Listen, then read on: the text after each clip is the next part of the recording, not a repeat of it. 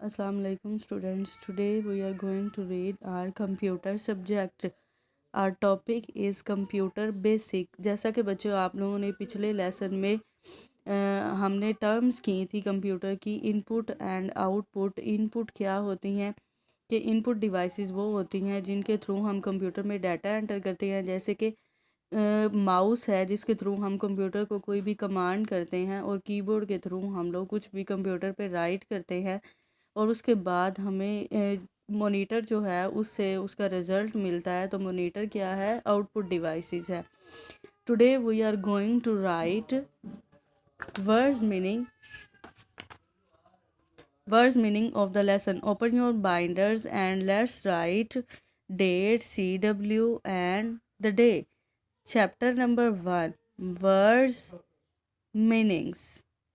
Number one हमारा word क्या है? USE use, FUL full, useful, मुफीद क्या होता है? ऐसी चीज़ जो हमें फ़ायदा देती है, जैसे कि हम कंप्यूटर है, कंप्यूटर से हमें बहुत ज़्यादा फ़ायदा मिलता है, हम अपने बहुत सारे काम कंप्यूटर पे करते हैं। नंबर टू हमारे पास क्या है? इम्पोर्टेंट, IMPORTANT, इम्पोर्टेंट, अहम।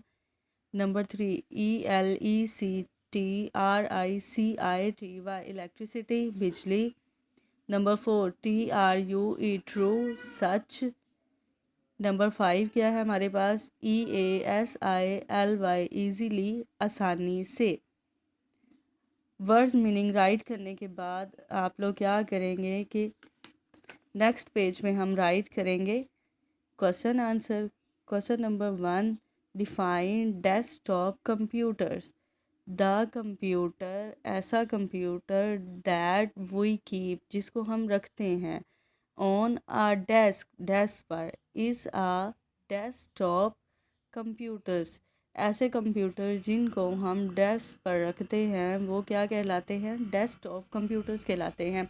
इसकी मिसाल हम लोग ऐसे ले सकते हैं कि हम लोग अपने डेली रूटीन वर्क के लिए रेगुलरली जो अपने घरों पर कंप्यूटर इस्तेमाल करते हैं वो क्या कहलाते हैं? डेस्कटॉप कंप्यूटर्स कहलाते हैं।